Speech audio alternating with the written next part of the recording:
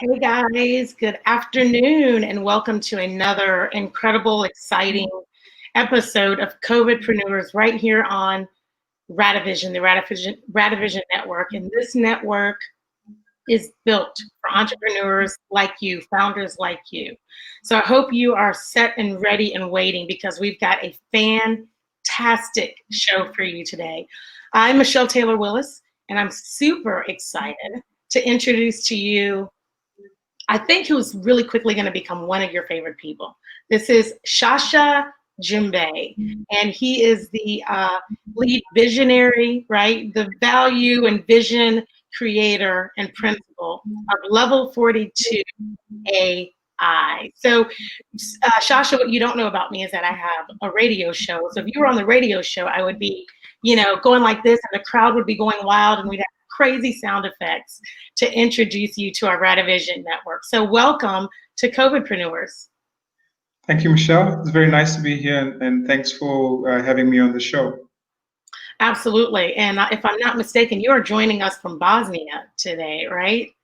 Yes, I am. I've been spending some time in Serbia trying to set up COVID-19 studies, and my wife is from Bosnia, so we're also spending some time looking after her mother here. Got you. All right. Well, listen, we appreciate you taking your time in just a few minutes to educate our audience and tell us a little bit about you and what you guys do over at Level 42 AI. So let me just level set right now. I want to go ahead and ask you, if you would, just take a few minutes and tell us exactly what your company is and what you do.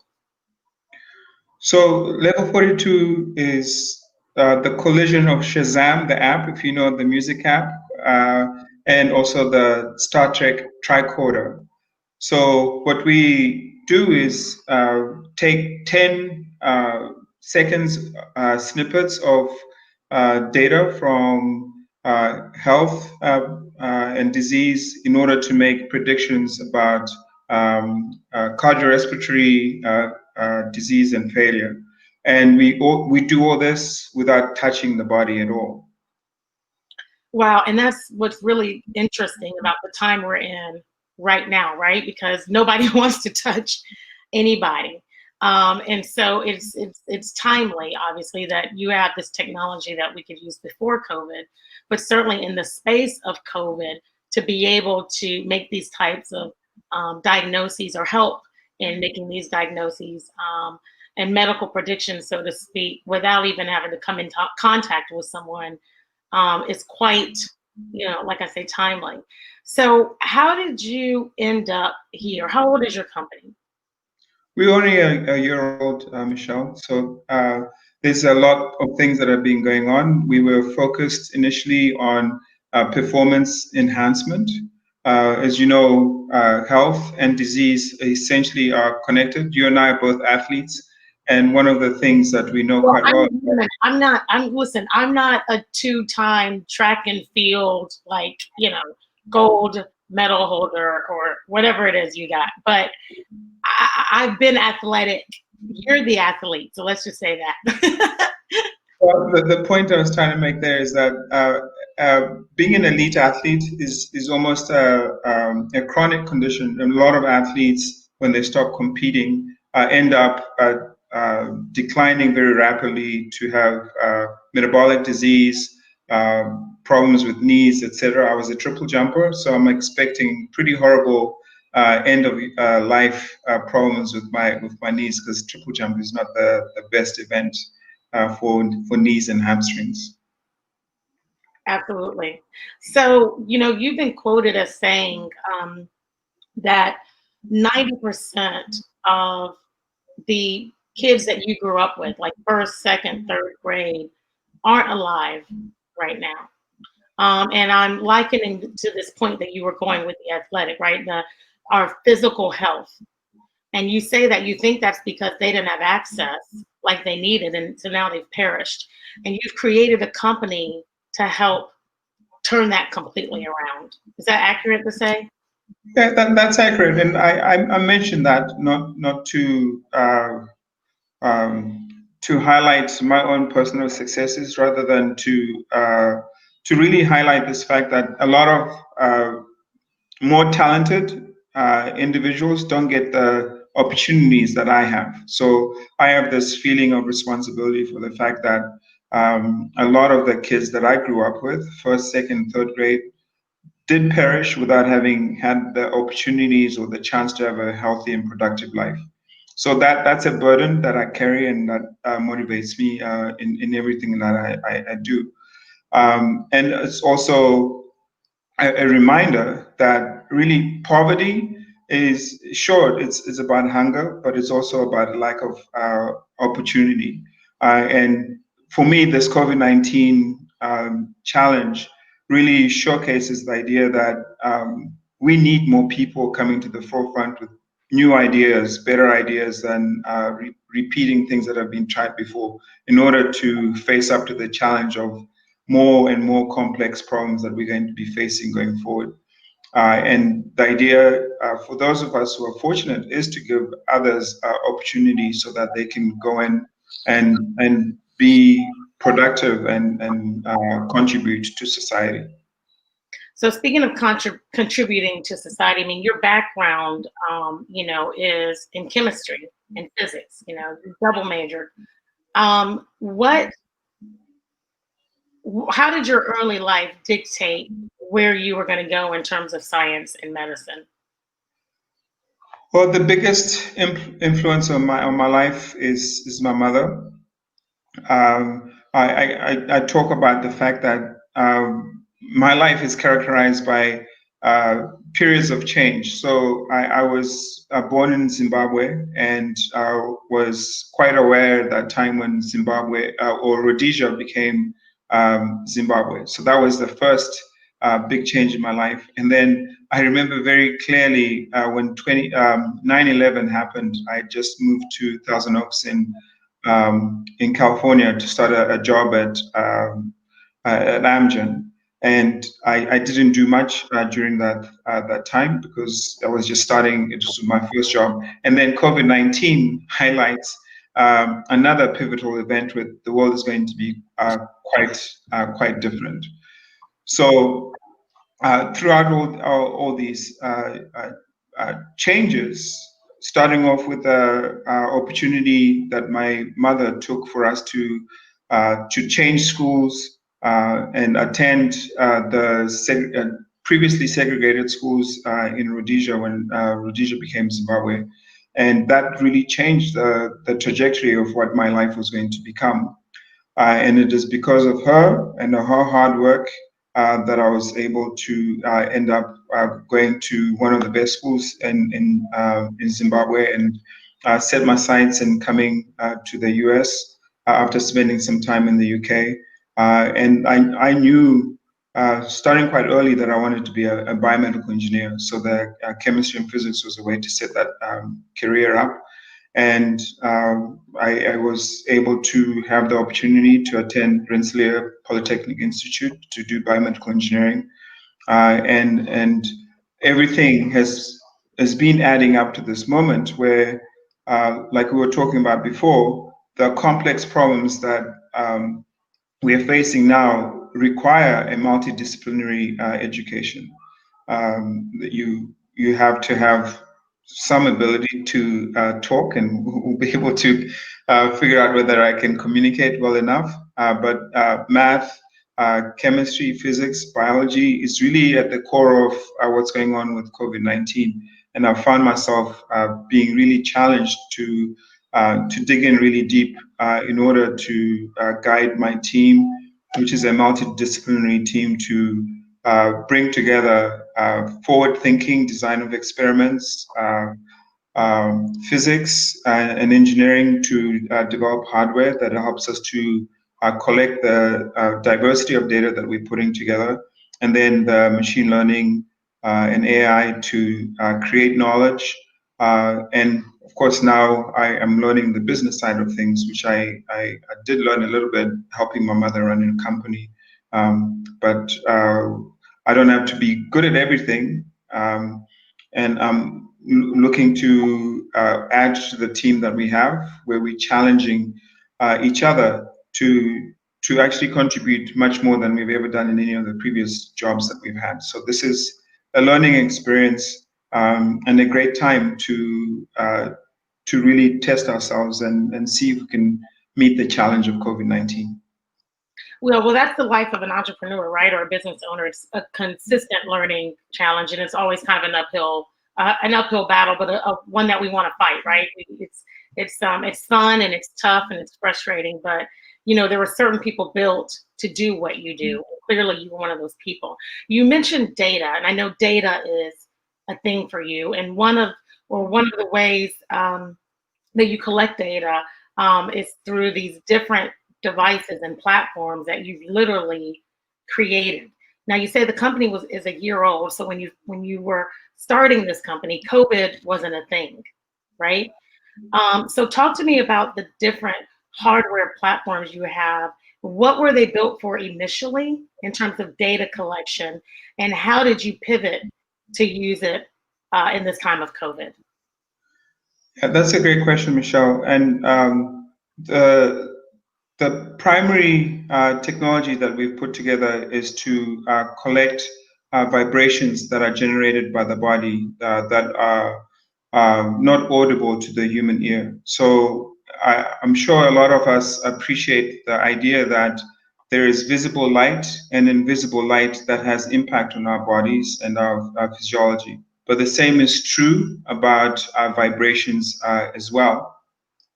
And vibrations that are generated by the body that are not audible can be picked up either via acoustic devices, or they can be picked up by light, and also they can be picked up by microphones.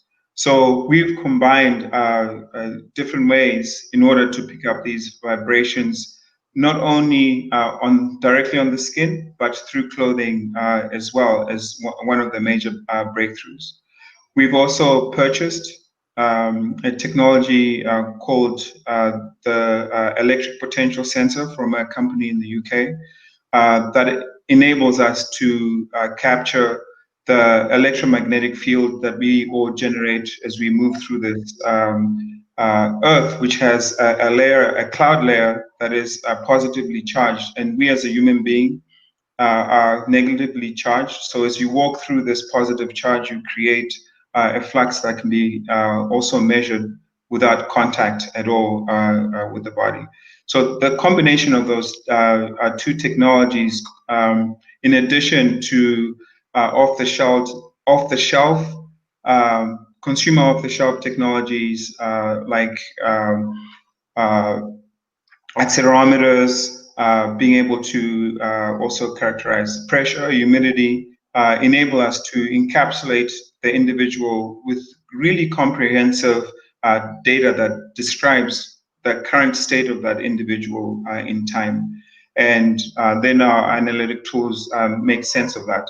Not only to understand correlations, but to really start interpreting the data in order to have cause and effect relationships being exposed from the multitude of data that we're collecting.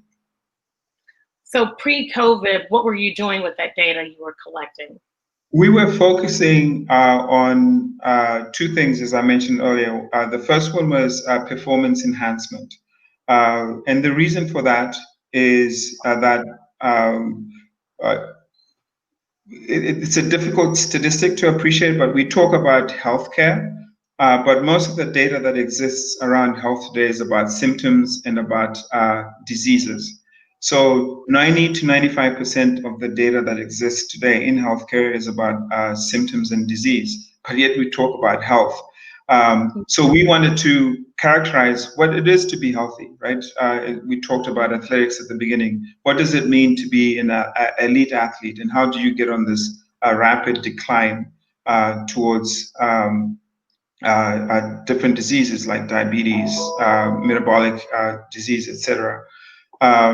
And by quantifying health, then you can figure out early markers of disease, rather than what is characterized these days as early markers. It's just because it's something is measurable and you don't know how far you are already on this decline towards disease. So the default of starting in health, or elite athletes who are supposedly the most healthy people, would end up really helping us quantify what health is.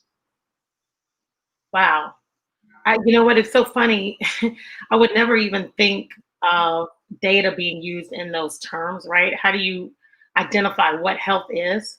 And using, these devices to basically have enough information to tell us what's going to happen next, right? It's almost like being able to pick up on the gene for breast cancer, right? Before you have breast cancer to know, or before you know, what your likelihood is of developing that. I think that's fascinating. It's absolutely fascinating. So then now that COVID is here, what are we using? How are we assimilating this data? Yeah, so our biggest focus right now is getting kids back to school. I have 2 kids, and trying to manage them and also do work, especially with a startup, is really difficult. What? You're not okay with having your kids and distance learning and virtual learning and all that while you're, designing all these devices? It's not working out for you, Sasha? We're trying everything. I even bought myself a little space pod that we have in the garden where I sit, so that I kind of go to the office while I'm still at home. But we really feel that the economy won't start getting back to normal until all the kids are going back to school and parents can get back to work safely. And then we won't get back to life until we're able to congregate safely. So our pivot for COVID-19 was to really, first of all, make a contribution, but also ensure that these types of data that we're collecting are not only specific for that use case that we were talking about for filling up this gap between health and disease, but could be applied directly in a moment of need for a real emergency that requires all of us to contribute. And given the fact that the infection, coronavirus infection, does fill up the lungs, the throat, as well as the whole airway, and vibrations are key to the respiratory function, right? So you don't think about breathing; you just breathe normally, and that's called an autonomic controlled system. If we had to think about breathing, you'd sometimes forget, and that wouldn't be very good. So most of our autonomic systems are they are both biochemical. So the antibodies and all these other things that are being used for developing vaccines, and also the PCR tests, are looking very much at the biochemical side of things. But then you also have the mechanoacoustic side of things, which is just the vibrations. Cells communicate via vibrations as well as through chemicals. So we are focusing on this other side that a lot of people don't focus on, which is the mechanoacoustic side of things, to look at the vibrations that are manifest very early as you cough, or your throat gets dry at the beginning, because you're trying to get the virus out, and also as you start getting lesions in the lungs. Your lungs and your airways are like a drum, or more like a bagpipe, right? Because a bagpipe doesn't make sound as you blow into it. You control the sound by how you let air out of it. So it's kind of a strange way to think about your body, but but a drum and a bagpipe, the shape, how much, whether or not you have water in there, change the sound that you get out of it. And we're using those concepts in order to be able to predict infection with COVID-19. Gotcha. So I want to try to paint this picture, because when I look at your full body scanner, it almost, I liken it to kind of walking through the scanner at the airport. Is that fair?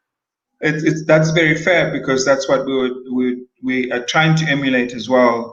Is that when children are going back to school, or you're going to go back to work, you could stand in front of it for 5-10 seconds, get scanned, and you're given a red light that you don't have any cardiorespiratory signals, or you get a yellow light that we kind of unsure because, as you can imagine, asthma or even COPD could have the same signals, and we won't know until we've seen enough people in order to be able to start getting that specificity to differentiate between different cardiorespiratory signals. And then, of course, the COVID-19 signal that we have shown in a few patients, and we started a clinical trial at Johns Hopkins on Monday, actually, to validate and provide more data to train our algorithms so that we can really pick out what a COVID-19 signature looks like. It's interesting that you use, you say that this is something that can be used in schools, because the red, yellow, green light is a thing in elementary schools, right? When the kids are acting, you get the red or the yellow or the green light. Nobody wants to bring the red light home back to their parents, right? And so similarly, nobody would want to walk through this and then get the red light saying that, okay, this person probably has or has been infected with COVID-19. Right, and Michelle, it's important to make a point here that the thermography technology that is used, the thermometers that are pointed at your forehead, tend to only pick up infection with COVID-19 when your temperature, your whole body temperature is raised by 1.5 degrees to 2 degrees, and that takes about 4 days to happen.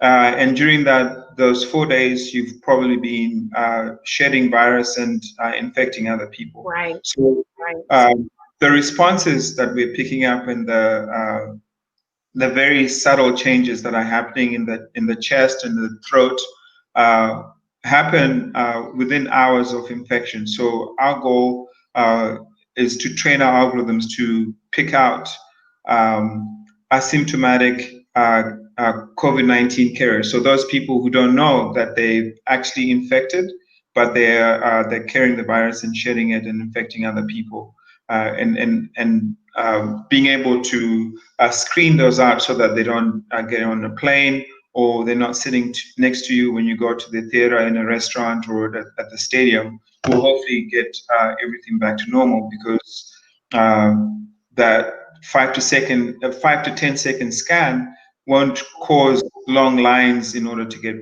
people going to football games. This is now kind of all clicking. I've been reading about this for a minute now, right? And now talking to you, this is bringing this all together, because you're so right. By the time your temperature is high, just like in any disease, right? You've been infected, and it takes a minute.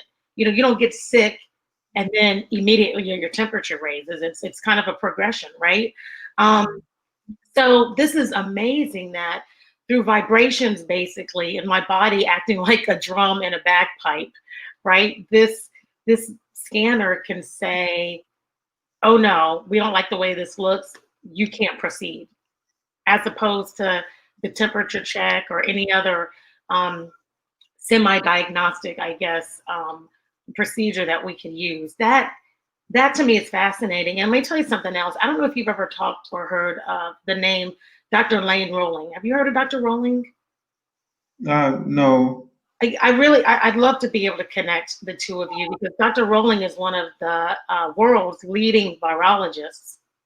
And, yeah, and he's a friend of mine, but he serves as the chief medical officer for a company right now. And he also was the COVID-19 kind of task force leader for the Congressional Black Caucus here in the United States. But he has been traveling everywhere talking about, COVID, and he's worked in, he says, the jungles of Peru, and he knows disease. And one of the things he said, I interviewed him about 5 months ago, and one of the first things he said was, the only way for us to get back to work and to school is for us to have full body scanners that will detect this virus, which could be a disease, right? Because it doesn't start off as a disease, right? You contact the virus and it can turn into the disease. And one of the ways to do that, he says, is we need full body scanners at schools, airports, grocery stores, football arenas, all of these things. And so the fact that this is what your company has created is completely, I mean, it's in line, no doubt, with what he was talking about. So I've got to make sure that the two of you get connected, because this is his life's work and you're in the same space, and you should absolutely be talking to him. But the point really is that you have created exactly what the world needs in order for us to turn our economy back, right? And to get the economy back and get going again.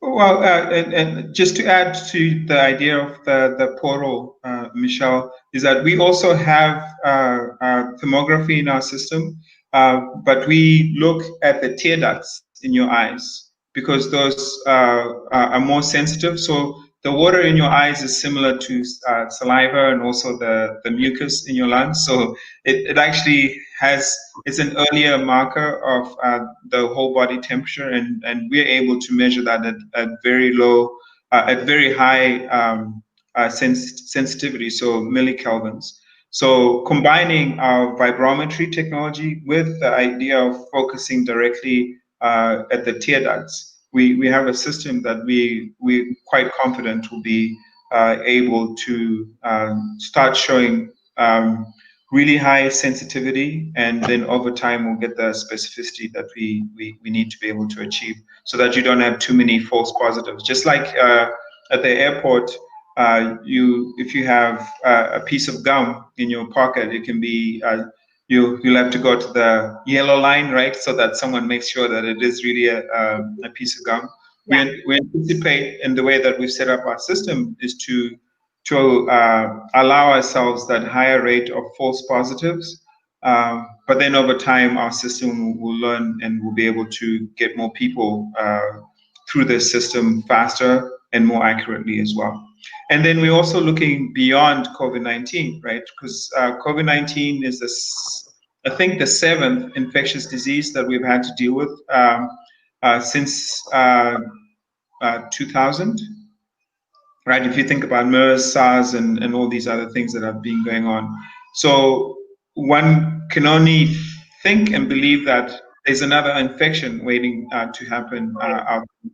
Right. And we don't want to have to relearn and try things that are known not to work. So our system is meant to also generate knowledge so that the next time we will be able to respond even faster than we were able to respond this time. And that's really the goal of level 42, is raising ourselves up to that level in order to manage and play a role with any outbreak going forward.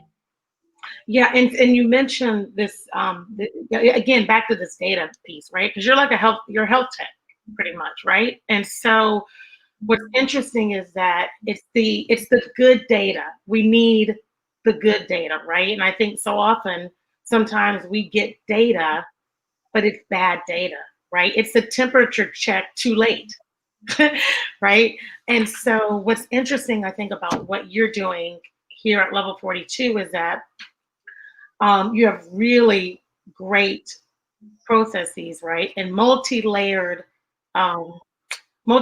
processes and platforms to give you very quick, really good data, so that we can make decisions, immediate decisions, based on what we know is accurate, as opposed to, it's probably just a piece of gum.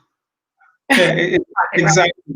Exactly, and this idea, most of us as humans think in maybe 1 or 2 dimensions, right? But health doesn't come that way. So the way we developed our platform is to have redundancy. So as I mentioned earlier, vibrometry, or the vibrations at the surface of the skin, can be measured either via acoustics, via light, and also via electromagnetics as well. So combining that redundancy in data gives us that high sensitivity that we are looking for. And then the whole idea is also to collect that data at densities that enable the machine learning and AI to be a lot easier, rather than hoping that the algorithms fix bad data, because algorithms can't do that. And we try to generate experiments and data that helps the algorithm part to be almost routine. But that routine enables us also to jump from COVID-19 to maybe TB could be the next outbreak. So the whole idea is that we're now going to understand very clearly what in that data is really important for COVID-19. And then as we're looking at other diseases, also figure out what are the features within that data that may be related to asthma, to COPD, or TB, as I just mentioned. And the other thing, just not to take too long on the scanner, is just think about this, is that a scanner, the front of the scanner, if you take out the back of it, guess what you have? You have a mirror that could be put in your bathroom. And now, well, if you have a doesn't want a mirror, I can always use another mirror.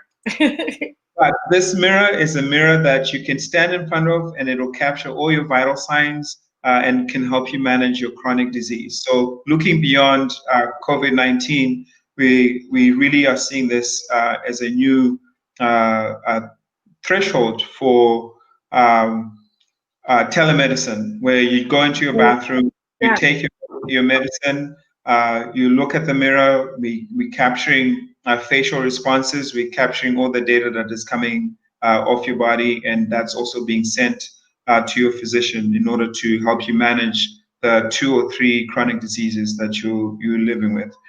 This gives people independence to stay at home rather than being in an institution, and also the data that they need in order to make the changes in their lives that will make them be healthier. And that's really the focus of what we're working on. Yeah, I love this because, again, right, we're talking, you're like past, present, future, right? When you first started this company, you founded this company, COVID wasn't on the radar, immediately was, and you pivoted into the present. And now you're looking ahead to see exactly how you can take this data, use AI and machine learning, and match it with technology and see 20, 30, 40 years down the road. Because that's really what it's about, right? I mean, the things that we're doing today can't just affect today. Exactly. We've got to look ahead, or we'll end up in the same places all the time, right? We'll never get ahead of it. Exactly, and everyone is talking about the fact that COVID-19 has accelerated American healthcare more than anything else. So the last 4 to 6 months have seen changes in healthcare that usually take 10 years to happen. And the way that we're also picturing this is now, as we mentioned earlier, probably touching anyone, even to collect data, is going to be changing. You want to be able to collect as much data as possible without any contact. So that's one problem that we've already solved. The data integration, looking at multiple data inputs, integrating them in time to be able to provide insight and also knowledge creation in real time. We have a solution for how to do that. So essentially what we're doing, what Eric Topol has been talking about as being healthcare 4.0, but healthcare 4.0 is not happening in 2030, it's happening right now. Absolutely. And I know we got a couple of questions coming in from the audience. I feel like, I'm getting it now, right? What I've been reading and talking to you is all coming to shape, but so I know we got to get to our questions, but really quickly, let me just ask you about funding, because I'm at a point listening to you right now. If I had $30 million, I would absolutely give it to you right now. Let's make this thing happen, okay? But what's it been like being able to secure collaboration in terms of dollars for this? It's been hard. It's been hard for two reasons. One is there is a lot of competition for COVID-19 patients right now. And we also are talking about a really out on the edge technology platform that requires some understanding of physics, biology, clinical trial studies, machine learning, AI, and most of the effort right now, and I'm not disparaging anyone, but a lot of the successful companies that have happened over the last 10, 20 years have been either a delivery solution or advertising in one form or the other. And there aren't a lot of examples of knowledge generation, science companies that have done extremely well. So we have to jump through a lot more hurdles in order to assuage the risk that people see as being part of this effort. We get a lot of pitches, and people say, this is fantastic, but bring us the data when your studies are done, and we're ready. So we've got a lot of people waiting in second place right now, waiting for our clinical trials to finish. But we haven't been able to really convince anyone to come at the front and help us manage the risk. So right now, our families, the co-founders' families, are the biggest contributors to this effort because we believe in this. That's usually how it is, right? Exactly. So, and we're pushing forward. We're paying for the clinical trials. We're paying for the transactions that we've managed to bring in the technology, and we've had really surprising support from other engineers who are part of this effort as well. So there's only 4 of us co-founders, but we have a team of close to 30 product developers, designers that are supporting our team, and that's what's enabled us to get to this point in time so quickly. Got you. Well, hopefully today's interview will change some of that for you and create a little buzz around it. But let me get to a couple of these questions. Let's see. I know we've got some questions that have come through. All right. So our first question comes from Stephen K369. Sasha, Elon Musk thinks about how the technologies he is eyeing fit into a grander scheme of things. How do you see your tech enabling emergent use case that we simply cannot imagine right now? In my mind, that's quite simple. Is that the way that we designed our platform is to enable generalizable health intelligence, right? Everyone is talking about this emergent intelligence where algorithms will be writing algorithms in order to have faster and better solutions to some of the problems right now. But we think there's one thing that's missing in that argument, which is intelligence in design of experiments, and then intelligence in the hardware that is collecting that data to inform the eventual general intelligence. And that's something that we've been putting together. So our hardware is designed based on algorithms as well, so that you've got this virtuous cycle, right? We're generating better data in order to generate better algorithms, which help us generate better data that are going to help us generate better algorithms. And healthcare is unique also in that our health blueprint goes back multiple generations. So Michelle, your great grandmother has got a lot of influence on your health right now, and you don't have access to the data that was measured on her, and she may have been measured, once every year if she was lucky, and then maybe more frequently when she was ill. So the information that we have about health is very sporadic, and it needs to be a lot more easy to get at. And the way you do that is by making these instruments that are non-contact, that are essentially in the background of everything that you're doing, driving a car, sleeping on your bed, watching TV.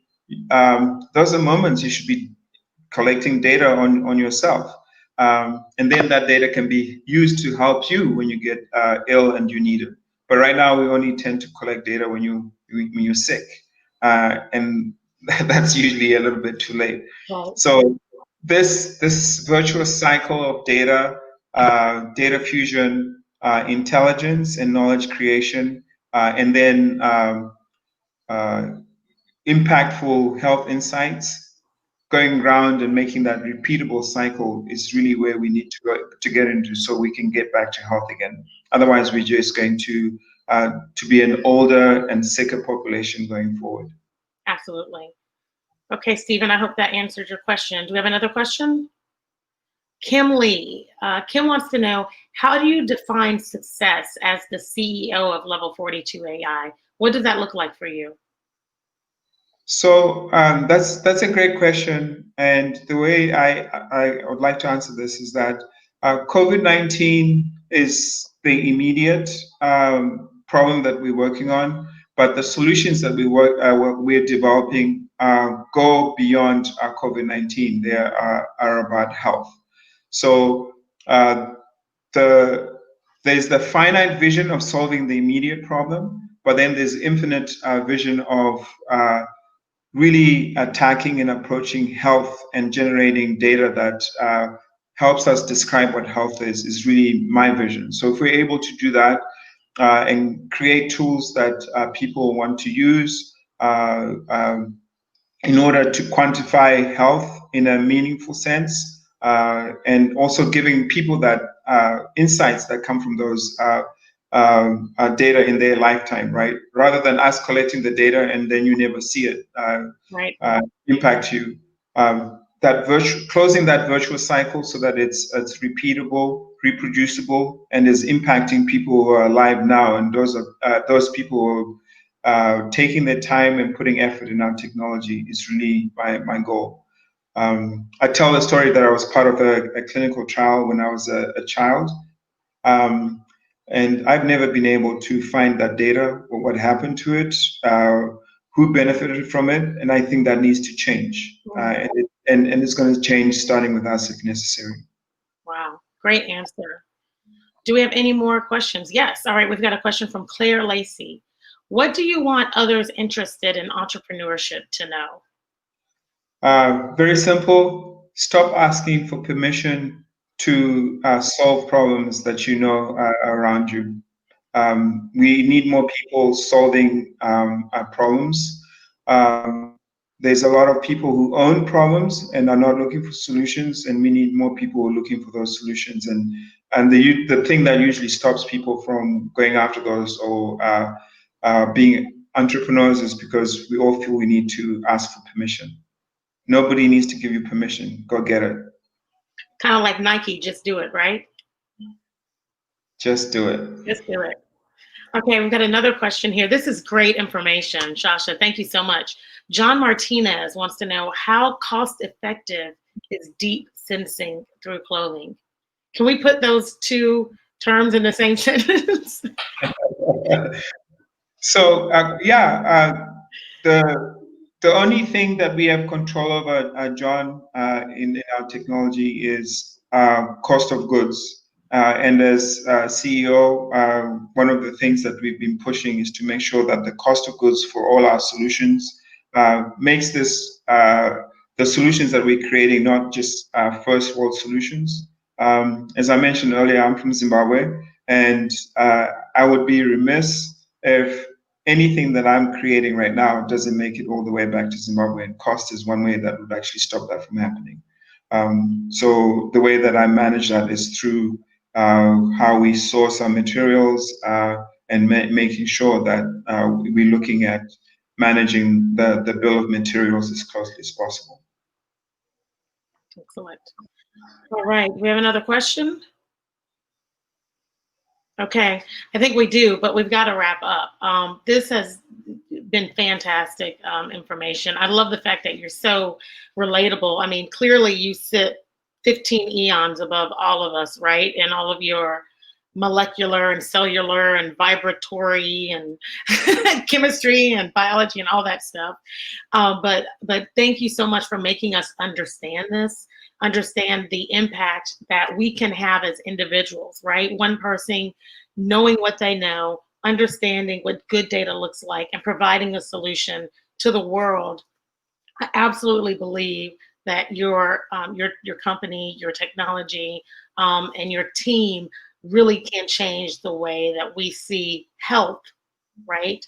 And data as one can, change the way, we do business, period. So thank you so much for sharing your story, for sharing your time. If there's anything that I can do for you ever, absolutely, please reach out to me. Thank you to you, all of our Radivision supporters and viewers. Again, my name is Michelle Taylor Willis. Thanks for hanging in there with us. You can find me online at just about everything at Michelle Taylor Willis. But until next time, we'll see you soon. Bye. Thanks, Michelle. Sure. I want